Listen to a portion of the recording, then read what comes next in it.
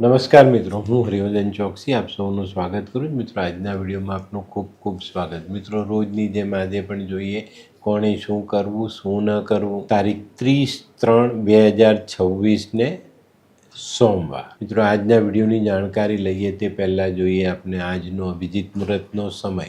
આજનું અભિજીત મુહૂર્ત બપોરે 12:19 શરૂ થશે અને બપોરે 1:09 સુધી ચાલશે. હવે જોઈએ આપણે આજનો રાહુકાળ. આજનો રાહુકાળ સવારે 8:07 શરૂ થશે અને 9:39 સુધી આજનો રાહુકાળ રહેશે. તો હવે જોઈએ આપણે કોણે શું કરવું, શું ન કરવું. પહેલી રાશિ મેષ રાશિ. મેષ રાશિવાળાએ આજે શું કરવું? મેષ રાશિવાળાએ છે ને આજે મનમાં રહેલી વાત રવા નથી દેવાની, એને યોગ્ય સમયે બહાર કાઢી નાખવી. આનાથી ફાયદો થશે. શું નથી કરવાનું? મિત્રો, આજે કોઈને પણ જુઠ્ઠો વાયદો નહીં કરતા. તો હવે જોઈએ આપણે કયા દેવી દેવતા સહાયક છે. તો આજે માં લક્ષ્મીની કૃપા તમને પ્રાપ્ત થતી દેખાય છે. શરીરમાં કયું અંગ આપણને આજે પરેશાન કરી શકે છે? તો મિત્રો, આજે તમારી જીભ તમને પરેશાન કરી શકે છે. વૃષભ રાશિવાળાએ આજે શું કરવું? વૃષભ રાશિવાળાએ આજનો દિવસ ધીરજ રાખીને પૂર્ણ કરવાનો છે. આજે કોઈ પણ કામમાં ઉતાવળ કરવી નહીં. શું નથી કરવાનું? વડીલો તરફથી મળેલી સંપત્તિ આજે આપણે વેચવાની નથી. કયા દેવી દેવતા આપણને સહાયક છે? આજે ભગવાન શિવ અને મા પાર્વતીની સહાય આપણને ચોક્કસ મળતી દેખાય છે. શરીરમાં કયું અંગ આપણને પરેશાન કરી શકે છે?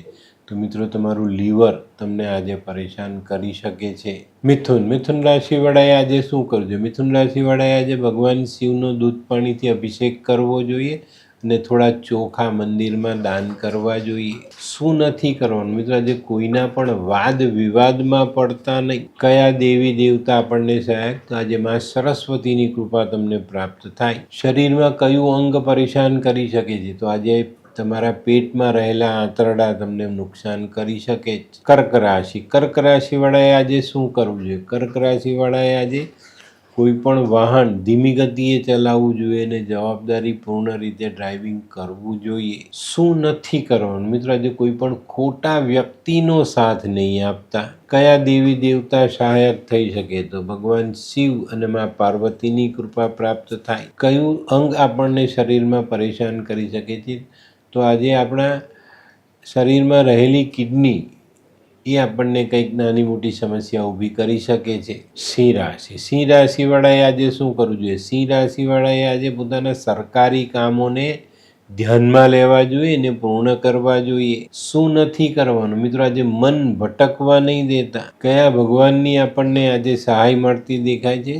તો ભગવાન રામ અને મા સીતાની સહાય ચોક્કસ મળે. શરીરમાં કયું અંગ પરેશાન કરે? તો તમારી જાંઘના સ્નાયુઓ તમને પરેશાન કરી શકે છે. કન્યા રાશિવાળાએ આજે શું કરવું જોઈએ? કન્યા રાશિવાળાએ આજે ધીરજ રાખીને દિવસ પસાર કરવો જોઈએ. શું નથી કરવાનું? મિત્રો, આજે કોઈ પણ પ્રકારના ફાલતુ ખર્ચ કરવા નહીં. કયા દેવી દેવતા સહાયક છે? તો આજે માં દુર્ગા અને માં સરસ્વતી બંને દેવીઓની કૃપા તમને પ્રાપ્ત થતી દેખાય છે. શરીરમાં કયું અંગ પરેશાન કરે? તો આજે શરીરના ભાગોમાં રહેલી નસો તમને આજે પરેશાન કરી શકે છે.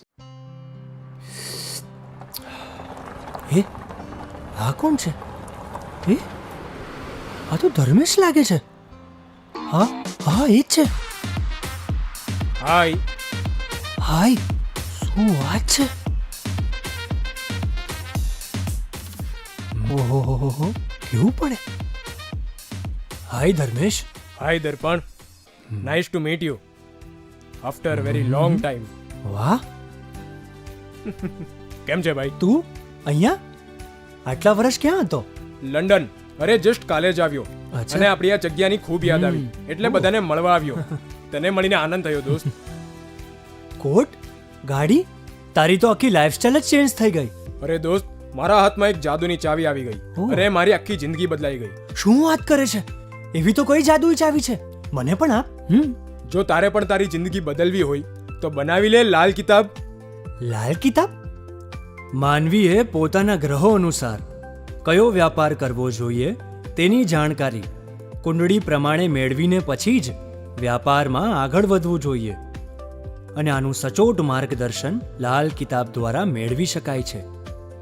તો બનાવી જોઈએ પોતાની લાલ કિતાબ.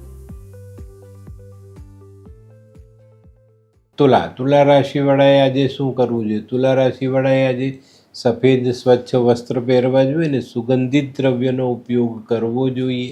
શું નથી કરવાનું મિત્રો? આજે વધુ પડતો લોભ નહીં કરતા. તો હવે જોઈએ કયા દેવી દેવતા સહાયક છે. તો ભગવાન વિષ્ણુ અને માં લક્ષ્મી તમને આજે સહાય કરી શકે છે. શરીરમાં કયું અંગ આપણને પરેશાન કરી શકે છે? તો આજે આપણા શરીરમાં રહેલી કરોડરજ્જુ આપણને પરેશાન કરી શકે છે. વૃશ્ચિક રાશિવાળાએ આજે શું કરજો? વૃશ્ચિક રાશિવાળાએ આજે ગાયના દૂધમાં મધ ભેળવીને આ દૂધથી ભગવાન શિવનો અભિષેક કરવો જોઈએ. શું નથી કરવાનું મિત્રો? આજે માલ મિલકતને લગતો ઝઘડો ભાઈઓ સાથે કરવો નહીં. હવે જોઈએ આપણે કયા દેવી દેવતા સહાયક છે. તો આજે તમને સત્યનારાયણ ભગવાનનો સાથ મળતો દેખાય. શરીરમાં કયું અંગ આપણને પરેશાન કરે? તો મિત્રો આજે દાંતથી તમને પીડા મળતી દેખાય. ધનરાશિવાળાએ આજે શું કરવું? ધનરાશિવાળાએ આજે સકારાત્મક વિચારો સાથે ચાલવાનું છે ને એની પર અમલ કરવાનો છે. શું નથી કરવાનું મિત્રો? આજે સૂર્યાસ્ત પછી દૂધ નહીં પીતા. કયા દેવી દેવતા સહાયક? બ્રહ્મા અને વિષ્ણુ, આ બંને દેવોની સહાય તમને મળતી દેખાય. શરીરમાં કયું અંગ આપણને પરેશાન કરે? તો આજે કમર નીચેના ભાગમાં નાની મોટી સમસ્યાઓ સતાવી શકે.